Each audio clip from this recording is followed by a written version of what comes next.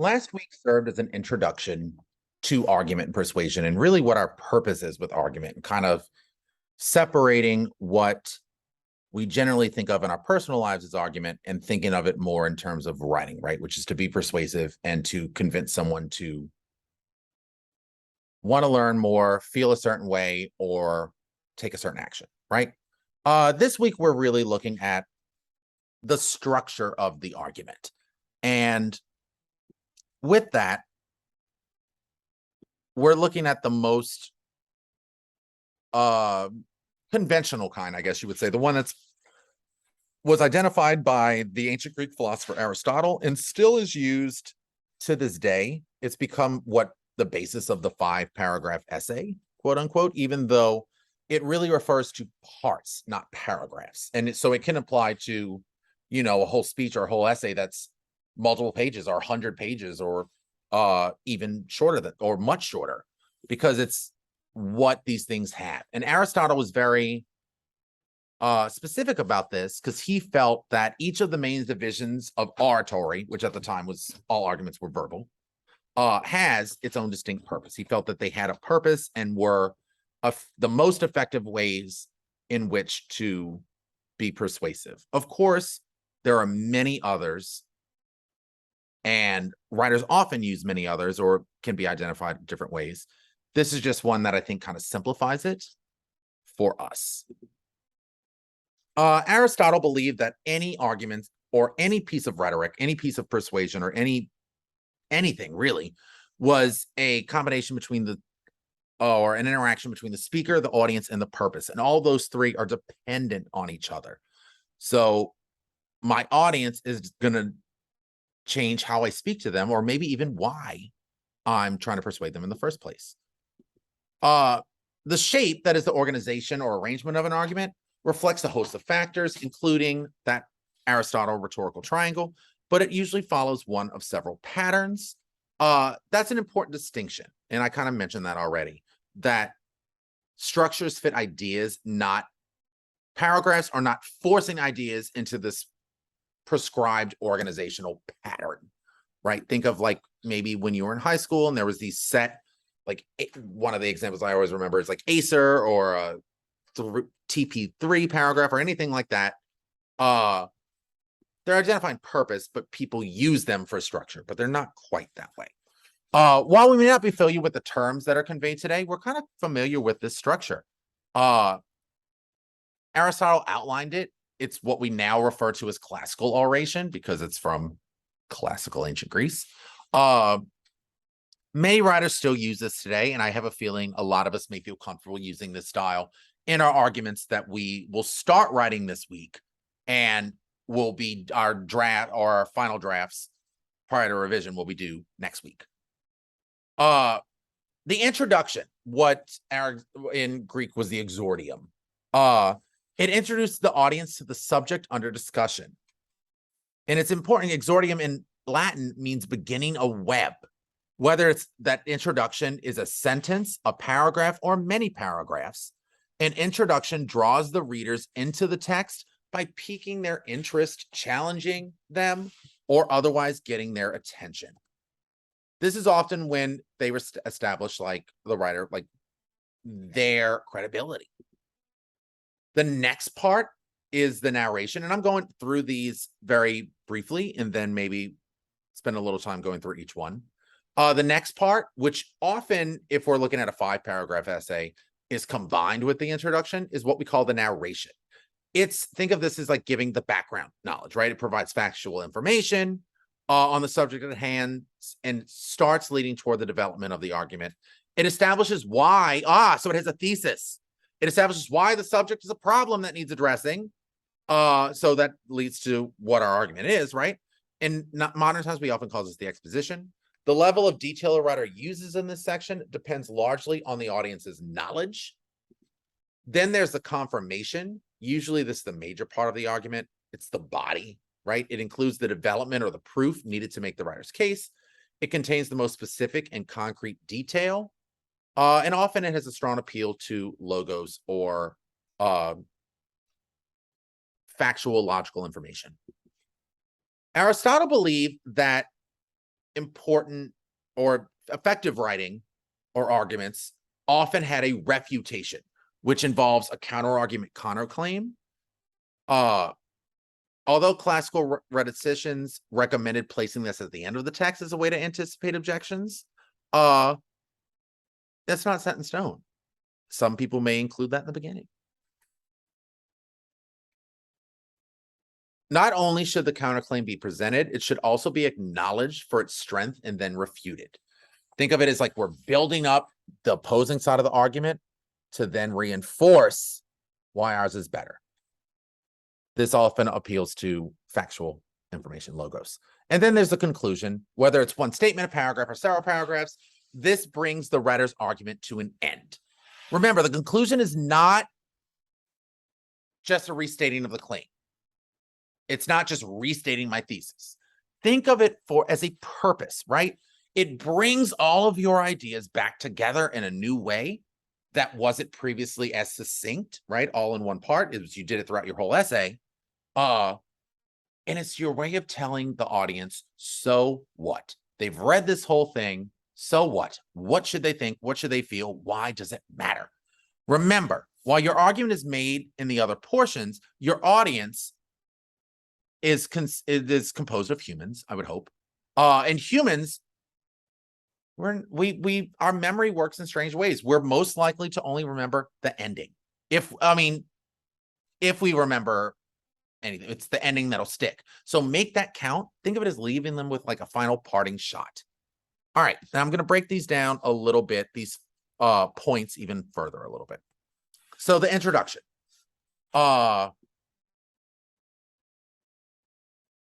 Before beginning any drafting, you want to first outline in some way, whether it's you're actually outlining or just thinking about it, some sort of structure that is like deciding and decoding what your claim is and how you're going to support it, right? What am I arguing? What am I going to use to defend it? And then challenge it, right? For this, and this is going to come up with our prompt this week, I've included in it how to cite or how to look up for citing. If you do include outside information, you do not have to, right? You do not have to access any outside resources other than your own knowledge and your persuasive abilities. You can, but then you have to kind of cite that properly. And then it could, really get into further research. But you don't have to for this assignment. Think of the introduction as an invitation. So we're still on the part one of the introduction. It metaphorically walks your audience around the room in the layout of the topic. It leads your audience into your subject. It should portray your subject as worthy of attention, as well as establish that you are credible. Here, it's where you convince your readers that they should give a hoot, right, about what you have to say. A lot of times in high school, your teacher may have taught you like, oh, a hook, and it's I don't think all that's necessary. And that's just me personally. Oftentimes, your own passion can be gripping for the audience.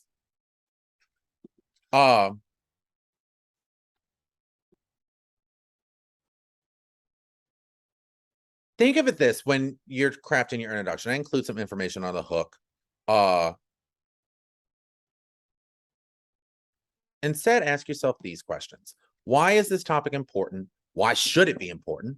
What are the consequences of the various issues? Why do I care? And why should my audience care? Then we get to the second part, according to Aristotle, which is the narration. It leads smoothly right into the narration or the exposition. It provides your audience with the necessary context to grasp the problem or issue your essay will address. Think of like in a courtroom, right? Before lawyers try to argue if someone is guilty or innocent or what the crime occurred, they have to introduce the evidence and the witness, right? Like what happened, lay out the facts. It is important to sit in the narration to stick to simple facts, illustrative examples, and unbiased opinions.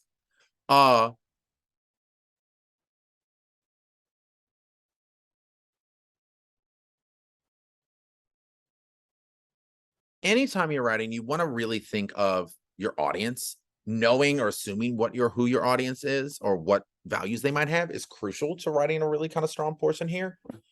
Because you want to consider what they might already know and feel. Do they or might they have personal interest in this? What values they might hold? And what are some of the pros and cons related to the issue being argued? Because you want to grip them in here with this part and make them interested, right? And so sometimes, depending on who your audience is, that may take a little additional rhetorical work.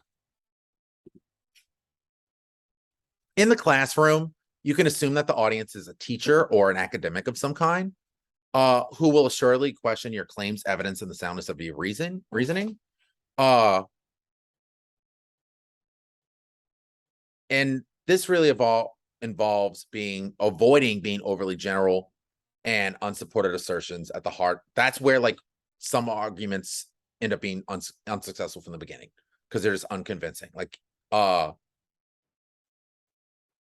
they're not specific enough. For example, many people are in favor of gay marriage.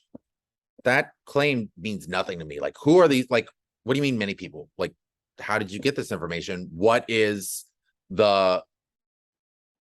many mean to you? What is it? What is the effect of that on your argument, right? It's very vague. Always avoid absolutes, like all, everyone, always, never, and totally. Like, for example, all Americans love pork.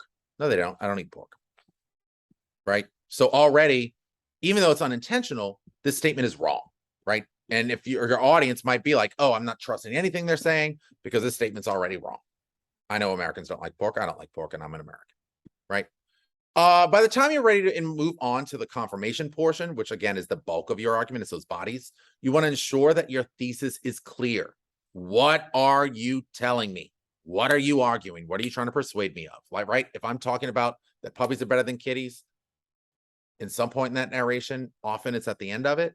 And like I said, the introduction and narration portions are often combined in paragraphs for the 5-paragraph essay. You want to make sure it's clear. You want to say like puppies are better than kitties, right? Then you move into the confirmation, which I said is the bulk. You get there after you determine what position you're going to argue and how you're going to support it. You've got them in, you made a claim and provided any background knowledge that they may need. Like, so for instance, if you're talking about a particular, I don't know, recording artist, a rap group or something, if you're writing to your professor or your instructor, they may not know. You may assume they probably don't know. So you're going to want to provide some background on who they are, right? The confirmation are those body paragraphs where you're offering detailed support for your claim. It's where the case is made and you continue the line of reasoning that starts with the thesis.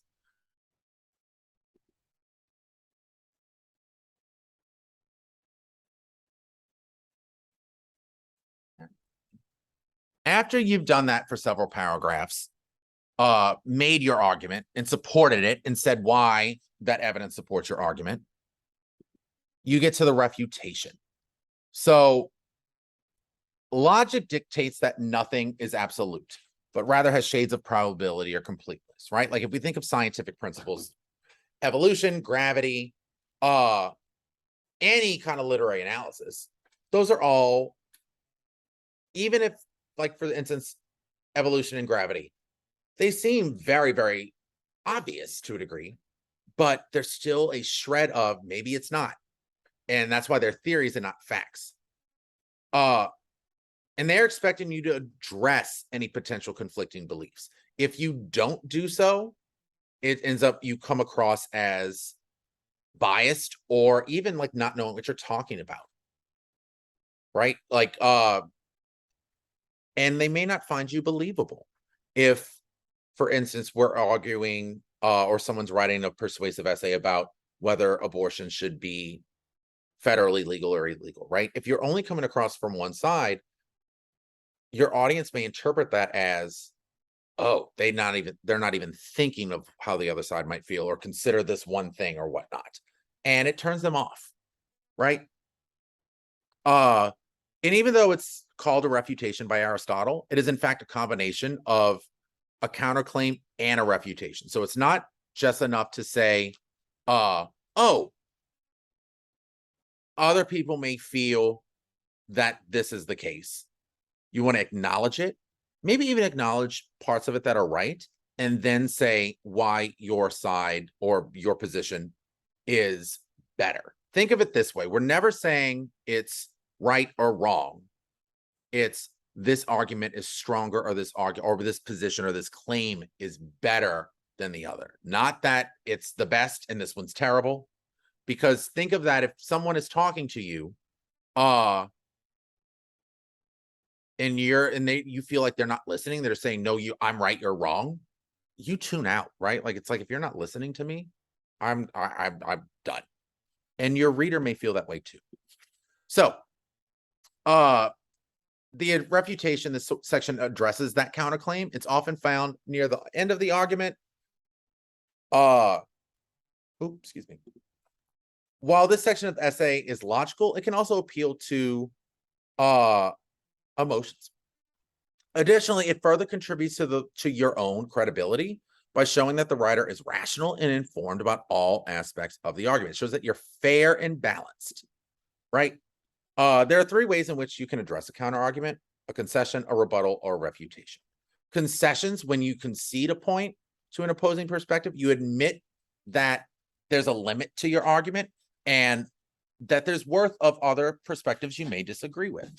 It does not accept the entirety of the other argument, but it does admit that part of another perspective is in some ways valid. So if I'm arguing that puppies are better than kitties, I may then say, however, I do acknowledge that kitties have softer fur than puppies, or whatever, right? As I've mentioned, and I know I seem like I'm hammering a point, but audiences are often drawn toward writers who are realistic and not overly pretentious or smug. They may say it as you expressing your humility, admitting like, okay, my argument is not perfect.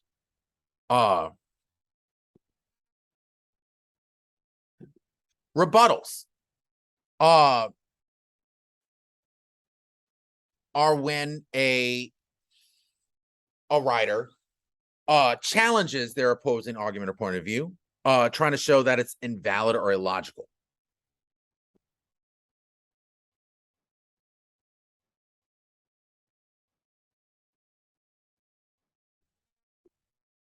And a refutation, I feel refutations are the strongest, or counter arguments. They demonstrate that the arguments from their opponent's perspective is either largely or entirely invalid. And that's where you actually challenge its evidence or logic. This gets further in with more detailed writing and research writing. And a way to do that is to identify the claim you're disputing, state your counterclaim, provide evidence to support it, and explain how it fits into the larger conversation of the issue. So let's look at this. Consider this case of a writer who's arguing for strengthening warning labels on vaping products so that they resemble the same warnings posted on cigarettes. Those big Surgeon General warnings or whatever. The writer might responsibly expect readers to challenge the need for stricter labels because they believe that, so this is the writer assuming the audience might not want labels on vaping because they personally feel that vaping is safe, as a safe alternative to cigarettes, that vaping is used for quitting smoking, and that the additives in it are deemed to be safe. And so let's see what the author does. Well over half the people surveyed expressed beliefs about vaping that after further research have turned out to be unfounded. So he's actually challenging the beliefs themselves, right? While vaping may carry fewer than smoking cigarettes, so he says that, yes, it is less risky, but it's not free of risk, right? They're real. According to the latest research, in 2022, the Centers for Disease Control and Prevention reported 60 deaths from lung injuries related to vaping. Further, emerging evidence shows a link between vaping and chronic lung disease and asthma. Evidence from Johns Hopkins Medicine notes that vaping as smoking cessation method is not proven to work. So now he's going into the other thing, saying, well, you say that it's used to quit smoking, but Johns Hopkins Medicine, which is one of the biggest medical schools in the country, says that it doesn't work for quitting smoking, that it's not approved by the FDA and often leads to a person both smoking and vaping, which increases cardiovascular risks, and the flavor additives generally assumed to be safe are designated as such only in different contexts and products. No evidence proves their safety as chemicals that are inhaled. The government and media need an information campaign so the public understands that what was once believed to be true about vaping has been shown to be false, that its risks are significant, and that the public health hazard of vaping justifies strengthening the warning labels on vaping products. So what did he do? He identified the claim he's disputing. People believe that vaping is safer, that it helps people quit smoking, and the flavor alternative is safe. What is his counterclaim? That while less risky than smoking, it still has health effects. It provides evidence to support the claim, all that CDC data, the lung disease, that it doesn't help quit smoking, the chemicals in it, and explain how it fits into the larger conversation. The public needs to be made aware of the results of new research and should be protected from risk by stronger warning labels. And here, if you wanted to review, I have like kind of what breaks down a rebuttal and a refutation, and some language we can use as well for conceding.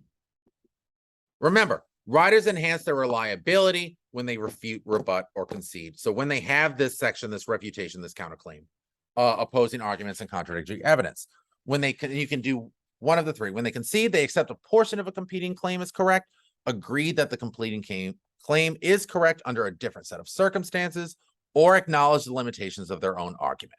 When they rebut, they offer a contrasting perspective on an argument and its evidence, or provide alternative evidence to propose that all or a portion of a competing position or claim is invalid. When writers refute, they demonstrate using evidence that all or a portion of a competing position or claim is invalid. Finally, so we've gone through the introduction, the narration, the confirmation, the refutation. Now we get to our conclusion. It oftentimes ties the writer's main claims together, all of the parts of their argument, to provide essential closure or completeness. Frequently, it's not a restating, it's a reiteration, right? It's finding a different way to present the key ideas from the thesis while also engaging the audience in a variety of ways. These ways may include explaining the significance of it in a broader context. So within other arguments or within society, making connections to other things, calling on the audience to act or do something, suggesting a change in behavior and attitude, or proposing a solution to the problem. The conclusion should leave the audience with a compelling mental image, and through a continuous line of reasoning, connect back to the introduction and thesis in some way. Goals of the conclusion. It's to bring the argument full circle by connecting it back to the introduction. It logically kind of unifies your argument. It advances the writer's purpose. It addresses the audience's needs, and it offers a compelling idea that sticks with the audience after they had finished reading the argument. Effective conclusions do one or some of these things, right? They explain the significance of the argument within a broader context, make connections to something beyond the essay, call on the audience to act, suggest a change in behavior, propose a solution, leave with an image, explain the implications of the argument, of the issue, summarize the argument, and connect back to the introduction. All right. Conclusions can be challenging for a lot of people. How can you conclude without saying in conclusion? The most important function of a conclusion is to move the reader's attention from what your essay has argued to the so what, why it matters. Why should your audience care? Why should they feel, or what should they feel, or what should they do? It's the last thing you're leaving them with. Think about what you want them to remember. All right, guys. I recommend starting to, even though it's not due next week, and we do have our revisions to do this week, I recommend starting your essay for argument persuasion so you're not rushing next week at the last minute. Have a great week, everybody.